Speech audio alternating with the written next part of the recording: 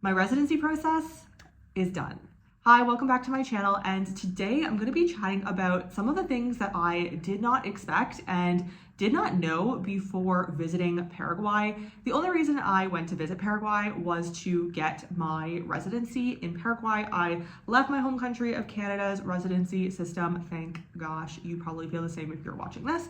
And then I went down to Paraguay to start the process on the ground there. Of course, it was a pretty long process to do it in Canada, especially since I was not in Canada. So that is a whole nother bucket of worms. If you are getting the documents from Canada, but you are not in Canada, you're nomadic, you travel a lot like I am, then definitely wait till the end of this video. I'm going to be sharing a little bit more about how I can help you, because it was honestly a nightmare for me. But if you are in Canada or in your home country in general, then the process will be a little bit smoother. There are still some things that I had questions about, whether I was in Canada or not, I wouldn't have known. And the lawyer that I used didn't know either, because she knows the documents to get in Canada. She doesn't actually know how to go about getting those. So I was kind of on my own for that, but I'll chat about that a little bit more. So the first thing that I didn't realize, and this is something you will never know until you're on the ground in Paraguay, is about the transport. So this really shocked me. I had never seen this before in any other country. I've been to 40 countries. I lived in China. I've never seen this before. So they have Uber and they have Bolt, which is awesome. I know some countries, Colombia it was, Uber was actually banned, or like any rideshare is actually illegal, even though they do have it. They basically have to pretend like you're their friend if they get pulled over or something like that. So Paraguay is not like Colombia in that sense, which is great.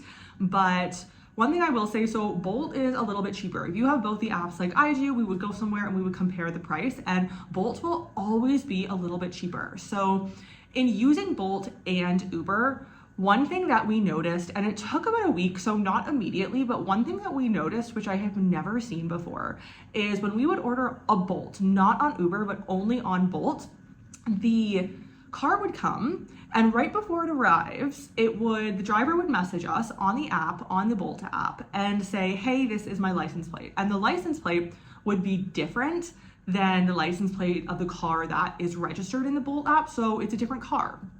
And we found this really strange, and eventually I realized, and others had told me as well, other foreigners and expats in Paraguay, that a lot of these drivers have to borrow a car or use a family member's car because they have some sort of incident with the law, usually a DUI or something like that, where they have gotten in trouble and so they can't register their car with the app, with the Bolt app.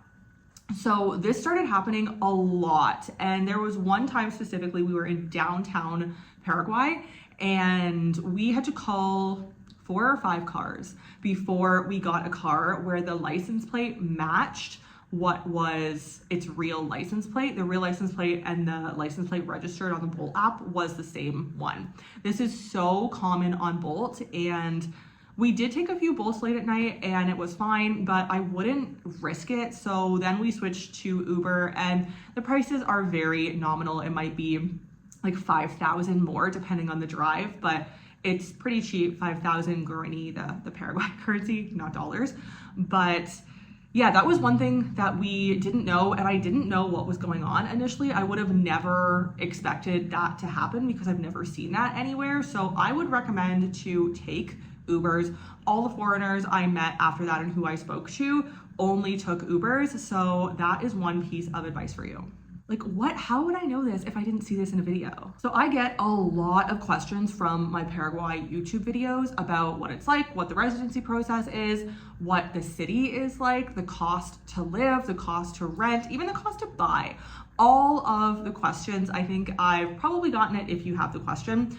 I also get so many emails and DMs, which I absolutely love. So if you want my lawyer recommendation, my email is below. So feel free to email me and I would be more than happy to put you in touch with a lawyer that I use, who is a very trustworthy lawyer for the process.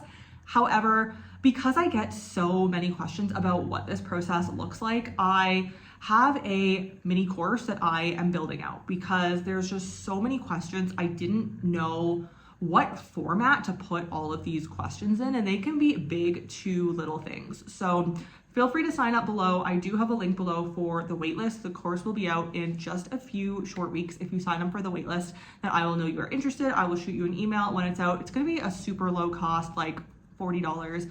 I don't know, something very accessible to everyone. It's just a place where I can put all of the information that I get asked. And if you have a question that is not in the mini course, ask me the question. I will answer the question for you, and then I will make a new module in the mini course so that absolutely everything is covered in there. It's your one-stop go-to for basically everything the Paraguay residency process. I am from Canada, so you potentially might be as well and have questions about what that specific process looks like and the documents that you need to obtain. So I'm going to throw all of that in there. Really all of the knowledge, any question I've ever got is going to be in that mini course. And I'm going to try to keep it pretty short because I know we're busy people and I don't want to spend a bunch of time making this 20-hour course. And I know that you do not want to sit around and watch a 20-hour course.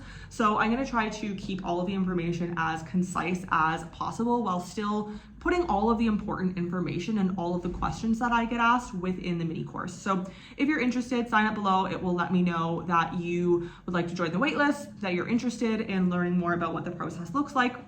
And then of course, if you are within the mini course, you will get access to my lawyer. Again, I'd be happy to make an introduction. And if you do want to hop on a one-to-one call with me, if you have more specific questions, everything will be in there. But if you do want to talk to me for any reason, then you will get that at a discounted rate from what I offer for those who are serious and who want to know the process. And I love when people have in the past booked a call with me because they want to just get that information. It took me, oh my gosh, if I could book a call or have a mini course with somebody instead of going through the headaches and hassles of all of the questions that I had, not only about the process, but also about what it's like to just be in Paraguay. I had so many questions before I arrived for the first time, then I would have paid like $40 for that. So register on the waitlist below if you are interested in that.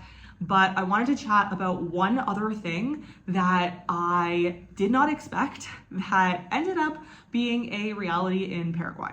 So when we usually arrive in a new city, a new town, we will book a place that is in the center. Usually the city center is where everything's happening, very lively. And so we did the same in Paraguay.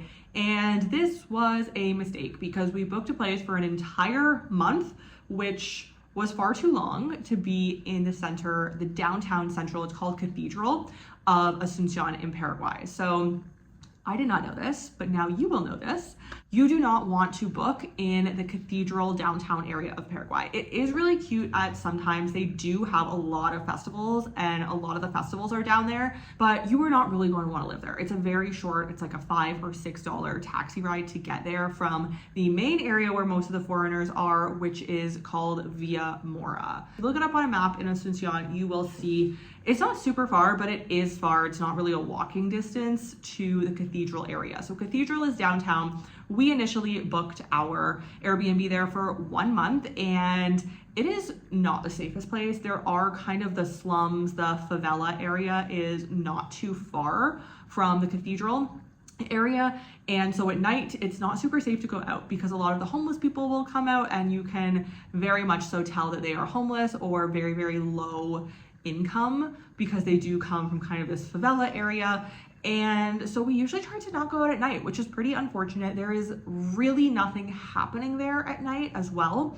But if you do want to be in a place where something is happening and it's fun and it's safe to walk around at night, and there are a lot of people and foreigners around, I highly recommend Via Mora. And any surrounding area in Via Mora, if you kind of look on a map, anywhere within that general area will be a good place to stay. Via Mora has really beautiful, amazing malls. There are a lot of foreigners. Like I said, a lot of the foreigner meetups that we went to were within this area because it is where a lot of the foreigners live. There is a really cool outdoor food truck park, which was really fun. We went in the winter and it was open. So the winter, it was still very hot. So I'm sure it's open year round. And it's just kind of the area you want to be. It's really cute at night with lights on the street and lots of supermarkets. Whereas even in the Cathedral area, it was pretty difficult to find even just a supermarket that was big enough. They do have a chain called Biggie for supermarkets, and ironically their stores are actually pretty small. And so there are some biggies kind of in the cathedral area, the downtown area. But if you really want like a Super Says, which is a much bigger supermarket typically, that will be closer to Via Mora. And that is walking distance. It's safe to walk at any hour of the night, at least up until around midnight when we did, and totally safe. It was not a problem. So as a foreigner, especially your first time, I would recommend booking something in or near the Via Mora area, and then at least for a week or two, and then you can branch out from there. But if you want to be around where everything is kind of happening, then that is the place you're going to want to be. So if you are going to Paraguay soon, if you're getting your residency process done soon and you have to fly there, I hope that these tips helped. These are some things that I wish I knew about Paraguay that are specific to Paraguay before I arrived. And you don't really know this unless you have been there for a pretty extended period of time. I was there, like I said, for 3 months. I could have stayed longer, but my partner had to leave after 3 months. So we will be going back, of course, every few years. If you are interested in the mini course, my waitlist is below. You can click and sign up for it, and then I will shoot you over an email once it is released. And like I said, if you have any questions that are not going to be in there, I will answer that question. I will put it in there so that you always have access to what that answer is. If you do want to chat with me one-on-one, then you'll get a discounted pricing at that as well. And really just someplace to put all of my knowledge, all of these questions that I get asked. And if you are looking for a lawyer recommendation, then email me. My email is also linked below, nicole@nomadniques.com. And I usually get back to people within 12 hours. I get a lot of residency emails from these videos, I will say. But usually within 12 hours, a lot of the time less, because I try to get back to you pretty soon, because I know you likely want to talk to a lawyer if this is a process that you are serious about. So feel free to shoot me an email. I can make an introduction to my lawyer, and don't forget to get on the wait list so that you can have access to all of the knowledge and things that I have learned from visiting Paraguay and the process, especially as a Canadian, and what that has looked like. Don't forget to like, subscribe. This channel is where I chat all things digital nomad, entrepreneurship, online work, and finance. Those are the topics I'm really passionate about. Feel free to check out my podcast, Work, Wealth, and Travel. So if you're interested in that, then definitely hit subscribe and check out the podcast. All of my social links are down below. I'm usually on here, Instagram, and my podcast are where I like to hang out. So feel free to check me out on any of those platforms, and I will see you in the next video.